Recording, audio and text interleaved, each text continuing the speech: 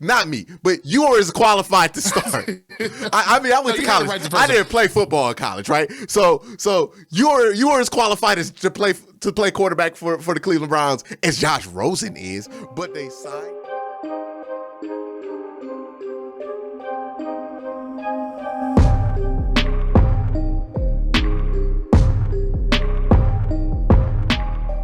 Yo, man, it's GB and it's QC. Now, listen, we're going to throw a preface out here. We are not saying, listen to the words coming out of our mouths. We are not saying that these scenarios in which we are going to talk about is either likely or probable. But if you're going to be an actual analyst, if you're going to be about your craft, you also have to look at things that could possibly go wrong. I asked Quincy before the show, I said, man, you remember it was 2020 and the Browns went up to New York and played the Jets. They had Sam Darnold and they had an opportunity to almost clinch at that point. And COVID happened. They didn't have any receivers and the Browns went up there and took a L. I'm looking at this game, not saying none of the circumstances back then are really prevalent today, but I'm asking you, Q, if something did tend to happen wrong, what would be the most likely path and how would it go wrong in the game against the Jets on Sunday? All right, so if I have to say what would go wrong, I look at their corners, Sauce Gardner, and I look at not DJ Moore. I'm still stuck on the Panthers, but they got right. DJ Reed. DJ Reed. They got DJ Reed over there. And they have one good safety. I don't know about LaMarcus Joyner anymore. I don't think he's that good anymore. And they have some good linebackers. And I'm like, okay, what if this team – and I think they also have some good defensive lines. I think this defense from the Jets is much better than people anticipate. And my question is, hey, what if they are able to stop the run to a decent level? And what if Jacoby is forced to throw at Sauce Gardner, who was really good last week? At DJ Reed, who was really good last week. Could they create turnovers, right? Could that lead to turnovers? I don't think it's very likely, but when I look at how this game breaks down, I can't ignore that those two are really good and Sauce is really, really good. I thought he was the best corner in this draft class, and he's playing at that level. So that's what I look at, right? On the offensive side of the ball, it's very hard for me to imagine that there's something that they can exploit I would be very shocked. But on the defensive side of the ball for the Jets, that's where I think if they win this game, they win it because the Browns shoot themselves in the foot and take a lot of turnovers that they did not need to, or they just have one of them games, right, where they just turn the ball over. It's like every time we play the Patriots, right? Like something weird happens, right? That's what I'm worried about. I don't think these things are likely. I mean, they can come up in any game, and that's why I don't think they're super like useful game plan tips, because any game somebody can fumble a ton. Any game somebody can throw an interception. But I think it's more useful this week because it's like you are playing against what I think are two very good corners. But to note, they played against a really good defense last week, in my opinion, right? And I think Pittsburgh without – I ain't gonna get spicy yet. Listen, we're gonna wait that out. We're gonna wait that out to Thursday. We got a couple 2 days to get spicy. I'm gonna let Sunday happen. Before I like what you said about the turnovers, though. I think that the path to a loss for the Browns would have to be if they come out and they turn the ball over really quickly inside their own territory. Inside of the 30, somewhere like that. And, the Jets put some points on the board early. If it was me and I was a defensive coordinator and I was trying to figure out how I was going to go about winning this game, my thing would be turnovers and making sure that when you get those turnovers, you can turn them into 7. Now, that's a little bit harder because, we already talked about how some of the deficiencies they have on offense. I also think that I would want to see the Cleveland Browns have to play from behind and see if Kevin Stefanski would be patient enough to continue to go to what his best offense is, which is Chubb and Hunt. I would want to put them behind a pressure or 8 ball to say, all right, y'all real good when the game is within 3 points of giving the football. But I don't know how good you is and disciplined you're going to be if you're down 10-0, right? And you can't really hit any routes. What are you going to do? Are you going to keep going to it? Or are you going to switch and do sometimes like they said, last year with Baker, they threw a ball a lot in certain circumstances where you kind of scratched your head like, I don't know why they're throwing the rock here, man. It's a little confusing to me. Because Baker wanted to throw it.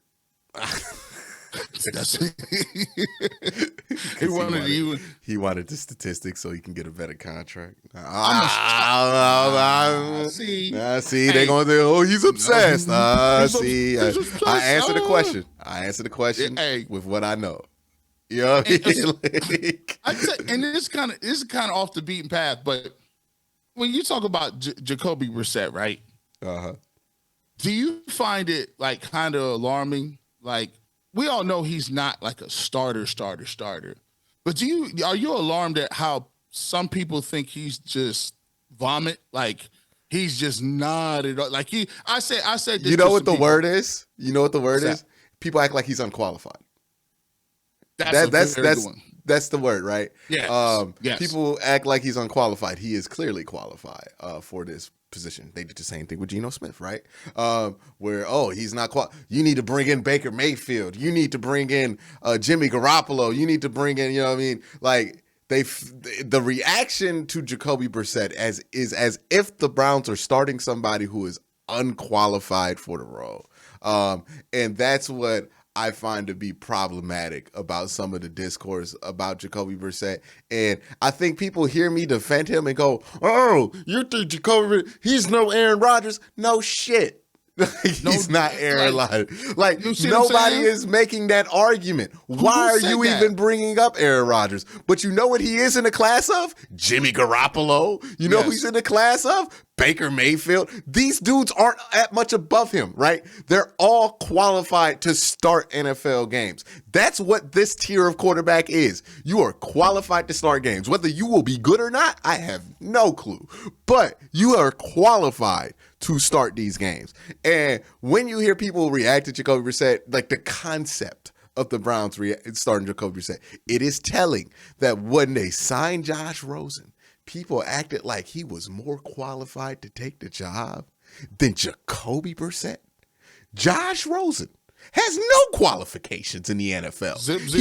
He is about as a qualified applicant to start an NFL game as I am or you. Well, I mean, he went to college, but they signed Josh Rosen, and the first thing they did, well, not they, but some people did, was write articles about, the Browns are going to start. I saw somebody make a YouTube video. No names, please. I ain't trying to start nothing with nobody. Peace, love, and everything else. But, it was like, the Browns, what are they doing? Are they about to start Josh Rosen? It's like, no.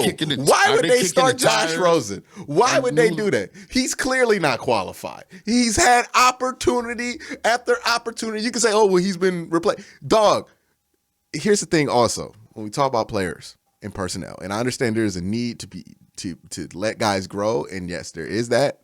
But when it comes to the quarterback position, nobody has time for that, right? Like, it is either you show early or you don't show at all. And I think we make too much of, what was the environment? Josh Allen would have been Josh Allen if the Browns took him number 1 overall. Lamar Jackson would have been Lamar Jackson if the Browns. I don't care about Hugh Jackson. I don't care about none of that.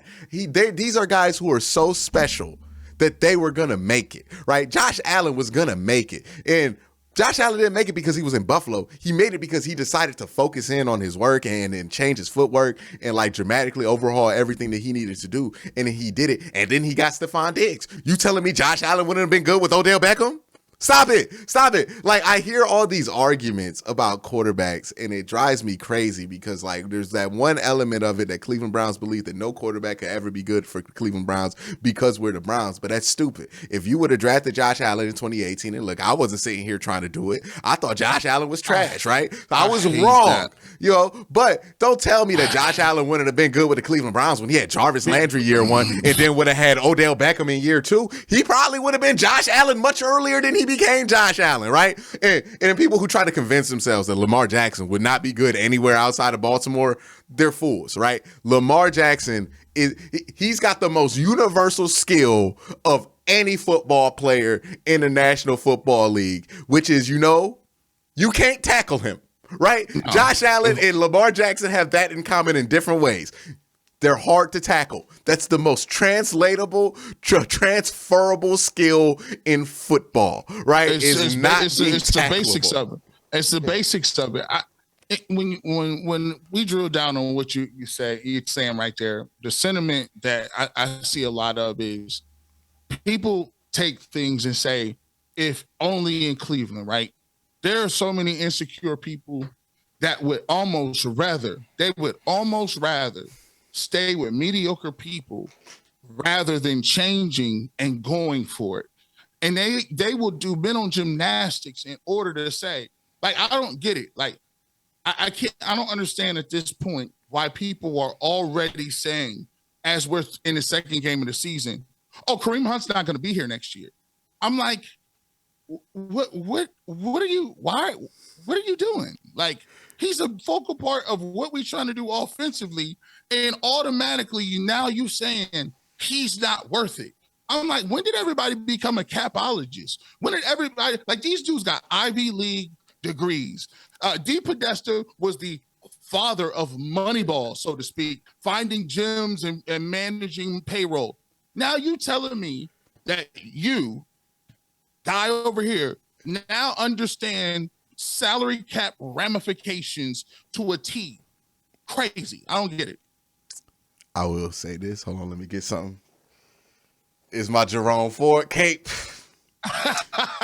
I'm gonna put this on because you know what? By the way, I like Jerome Ford. I am of the opinion that, hey man, maybe 28-year-old Kareem Hunt might not be better than 22-year-old Jerome Ford next year. But that's why I don't ever do anything for the perspective of the cap. I don't care. It ain't my money.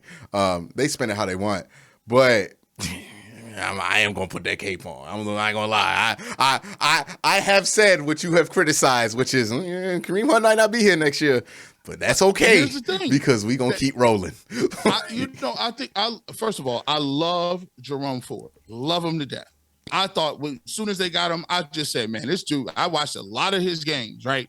Here's the thought process that I always look at. From my standpoint, if Jerome Ford come back and beat out Nick Chubb, hey, I don't care. If he the better look, I trust what y'all looking at. Y'all see him every single day. But for me, I could care less what they're gonna do with the dude next year. I'm talking about now. What's the bet? The only way Cleveland Browns is getting through 11 games is to be very creative, and them boys better be in the backfield at the same time. And by the way, if you put the cape on for Jerome Ford, I got a conspiracy theory. I believe that I believe that Nick Chubb is also putting the cape on for Kareem Hunt. I'm looking around and I'm like, what is this I see? Kareem Hunt and Nick Chubb, they just doing press conferences together. That's what we doing. Like, that's how I don't remember. Was this a thing? Did you guys start doing that? And like, I'm like, okay, so he's up at the podium with him. So you telling me that I need to get that plaque ready to put Nick Chubb in the Homeboy Hall of Fame? Oh, he's definitely, definitely. I'm not gonna lie, he seems like the good homeboy. Like, Baker Mayfield took that butt whip and was like, hey, I'm still gonna dap it up with the homeboy, give him my jersey and everything else, even though I took this humiliating L. Like, you know what I mean? Homeboy Hall of Fame candidate. Keep your eyes on Nicholas Chubb because I'll tell you, he seemed like a great homeboy. He just be sitting there. Sitting up there posted. Kareem Hunt, just look at, hey, that's my man. That's my best friend. I said, when y'all started televising best friends? Again, it's like you can see the growth in a guy like Miles. We talked about it in the first part of this video. And then you can see it in Nick Chubb where, he's not changing who he is, but he's a more confident version of who he is where he feels like, hey, if Kareem Hunt's having a contract issue, I'm Nick Chubb. I'm going to be like, hey, bro, like I like Kareem Hunt. We should keep Kareem Hunt. You know what I mean? Same thing with Miles, right? When Myles Garrett felt like there were things that needed to be adjusted in the offensive on the offensive side of the ball, Myles said something, right? Because he's like, I'm Myles Garrett. You're not getting rid of me. But we can fix some things on this offensive side of the ball. And look, when players start to realize that, and I don't want to say throw their weight around because it sounds irresponsible, but assert their confidence to make the team that they play on better in their eyes and shape the team in their image, that it's going to shake people who thought they was that dude loose, right? And that's one of them things that I'm starting to notice with Nick Chubb, right? He drops the Batman video that somebody made for him before week 1. And I'm like, oh, this is a different Nick Chubb that we're and then what we saw week 1, I know Nick Chubb's really good. I've watched Nick Chubb be really good. He got them 140 yards, and they were tough 140 yards. But it felt like it wasn't tough. Yeah. And it felt like it wasn't anything to him. Like he just was like, yeah, okay, I know what y'all gonna do. I'm Nick Chubb. I'll just jump over the whole offensive line and then just run to the side and then do like 3 cuts at 235 pounds that he should not be able to do, right? Like I was watching him and I was like, man, Nick Chubb's always really good, and I always have my criticisms about Chubb that he's not as downhill as I want him to be immediately, but he seems like he is figuring it out. And I like last week, that's the best I've ever seen Nick Chubb ever for a player who's had a stellar career. He's never been below 5 yards per carry. To me, I said this. Now, obviously, him coming today to Kareem Hunt, like the ball's in his court. Kareem Hunt is going to have a career year to even be like right now. If somebody asks me, it's 90% chance he's not coming back, right? But if he gets out and does, I don't know, 900, 800 yards and another 700, 800, that's a lot of yards in the air. But if he comes out and does that, you have a better chance. But as far as Nick Chubb, just individually, man, I was sitting there and I said this on the post game. I was like, man, you know what? I'm not a fan of, like, I love the Browns, right? But I don't really get emotionally involved in whether the player comes, goes, or whatever the case may be, just because I might have to say you garbage one time. But I automatically, I don't know, I just root for Nick Chubb. And it's just like, you want to see him do good. I don't know if it's maybe his demeanor or his professionalism or the fact that he's loyal to his friends or he's really, really good. But I think it might be a combination of all the above, because I really legitimately enjoy watching this dude play. And I'm like, yo, man, like, I think we assert like confidence to quiet people just because we don't know what to make of them. But I think there's an eye that people can have for when it's like confidence and like when he's just quiet because he's awkward, and he's quiet confident. Like he just doesn't say much because he doesn't feel like he has to, right? And that's a special type of confidence, and that's what we're seeing kind of permeate this team, which is there is that confidence of greatness on this team, right? That surround when you have a Myles Garrett on defense, and Myles is as confident in his greatness as anybody. You start to have that like when we talk about the Browns don't know how to win games. Right, remember that criticism of the Browns? Yep. They just don't know how to win games. What we're really talking about and trying to assess at a base level is the confidence to believe that you can do it. I talk about this all the time. FCS, like a great FCS team, has a better chance of beating like a Big Ten opponent than like a decent MAC team. And that's usually because a North Dakota State that wins every game that they play in, that's been in these tough situations, that's come back from 14-15, that's used to winning and expects to win, they don't go to an Iowa State and think, oh, it's the big boys. They go to an Iowa State and go, we North Dakota State, dog. Like you don't know about us? We're cold too. And more than often, I don't think they've ever lost a Power 5 against a Power 5 opponent. North Dakota State has. But that tells you that mindset, that makes a difference. When we talk about knowing how to win football games and getting it out, that's what we're talking about, is that confidence in what you can do, how good you are at what you're doing, that you're going to come out on top. And that's what we're seeing with the Browns. Nobody has talked about it, right? But it used to be a big talking point. The Browns went like that. They learned how to win, right? Like we used to, but that's what they were doing. That's what they demonstrated to me last week was I saw no panic. When the Panthers made that field goal for 120 left and the Browns were sitting there, no timeouts, I know I was mad. You was probably mad. Everybody at home was mad. But the Browns on that sideline, they was like, oh, cool. Minute, one timeout. Man, we got this. No timeouts. My bad. Man, minute, no timeouts. We just need 50 yards. Yeah, we got this. We got this. We got this. We got this. We got Cool. We got Chubb. We gonna be all right, man. We gonna be all right. We gonna get these 50 yards. K gonna kick it in. We gonna be all right, bro.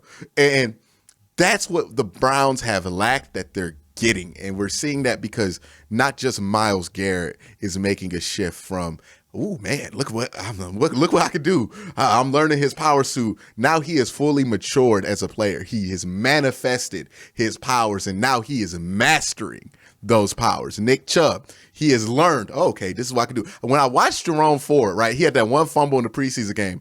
What I saw and got excited about was you saw a player that was starting to realize, oh, I got superpowers. Like, let me see what I can get away with, right? I belong here. Like, I yeah, belong like, here. yeah. And then once they feel that, they're like, okay, let me see what I can start getting away with, right? Like, and they push those boundaries. They make mistakes. They correct. But then they start to manifest those powers and then mature those powers, right? Myles Garrett's at that level. Nick Chubb's at that level. Kareem Hunt's been at that level, right? With getting there, right? Amari Cooper, he's been there for like 10 years, right? Somebody who I think is going to be interesting to watch is JOK is unlocking new powers every day, right? The second he finally gets to that point to where he's like, okay, this is what I can do. You know, hopefully he gets a second contract. He better get a second contract with the Browns. Yeah, but he once he gets to that point to where he's like, oh, this is what I could do. This is how I can handle it, and he starts mastering it. He's going to be a phenomenal player. Probably, he has the potential to be a generational level linebacker, at least for this generation where linebackers are much smaller. And this is why I'm saying the reason the Browns feel like they know how to win and why I have more confidence in this team, despite the situation not being great, is because I look around and I see that and I go, this is a group that they're not arrogant, but they know that they can win any game that they play. They're not taking themselves out. They're not like, oh, same old Browns on that sideline. They're like, even with a backup quarterback. Even with Jacoby, because they ain't even looking at it like that. They're like, man, backup starter. It's Jacoby. We trust in him. You know what's so scary? Myles Garrett said this. I expect to hold every team to 0 points, and I don't think he doesn't believe that. Right? Like this is that level of confidence that the Patriots have and why they can bring out all these games, because they're not worried at the end of games of how they can mess it up. They're just thinking about how we going to finish this, right? And that's the difference in why I think this team is different, because more so, I think this is the first time in modern Browns history, specifically expansion Browns history for sure, that you could look around the locker room and, I mean, in 20 years, that's going to be like a whole new wave of the Ring of Fame, right? Like there are so many all-time great Browns on this team at one time that we're going to look around and recognize this. And I think what's special is that they're recognizing that. And I don't know how far that's going to take them without their franchise quarterback for the first 11 games, but if it takes them far enough, which I'm confident in. When you say that, this is what you hope to get out of it. You hope that in those first 11 games, you grow tremendously. The guys, you got the young guys, the Schwartzes of the world, Donovan Peoples-Jones, who I thought played really good last week, caught the ball when he threw it to him. Jacoby Brissett, making sure that he hits 1 or 2 shot plays or the gimmies, he can start hitting those. Offensive line, everybody coming into their own. Just think about what that's going to look like when we've talked about mutants the whole time. When you got a guy like Professor X or Magneto as a quarterback, that's coming in leading your squad, and you still got Kareem Hunt who figured it out. You still got, Nick Chubb who's figured it out, and all of those guys are hitting to a point. And now you get a guy that unlocks other things, and it's just they unlock not only the player attributes. Now, when you running Kareem Hunt in the backfield with Nick Chubb, and you got Deshaun Watson, what you doing? Pick one. Mm-hmm. I mean, because we got everything open, everything's available. That's the devastating part about it. And granted, he's not going to come back and be Superman today. He's not going to come back in his first game and light the world on fire. At least I don't think he will. But just the option and the defense knowing what his capabilities are, I think that even further opens up some of the things that the players in the Browns do the best. And I think it's going to be super scary.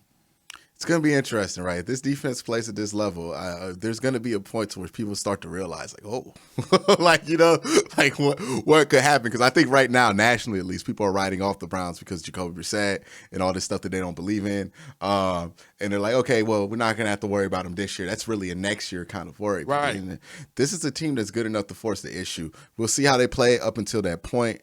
G, it's always a pleasure chatting football Always, with you man. for about an hour every week, Let man. them know. Let them know, bro. I'll tell you what, man. Make sure you go subscribe to Quincy's channel. I think he got like 17 blogs now too. Make sure I think you do an AFC North joint. Yeah, I gotta check. Well, I'm almost at my 1,000 for upload. But I got the AFC North Talk show. Right. You know, I do Worst Take as well, video a week. I try to do over there talking about kind of the general broader NFL picture. And then I do my channel, obviously, over here at Cleveland Browns, video a day, especially during the season.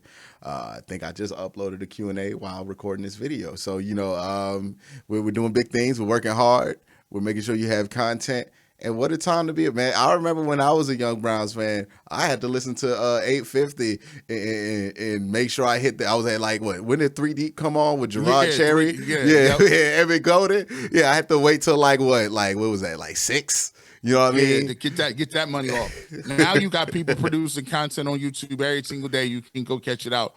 And so what we're going to do, we'll catch you next week is going to be a truncated week. So we'll try to get something together for the Thursday night game against the Steelers. But as for now, this is GB, and that's QC.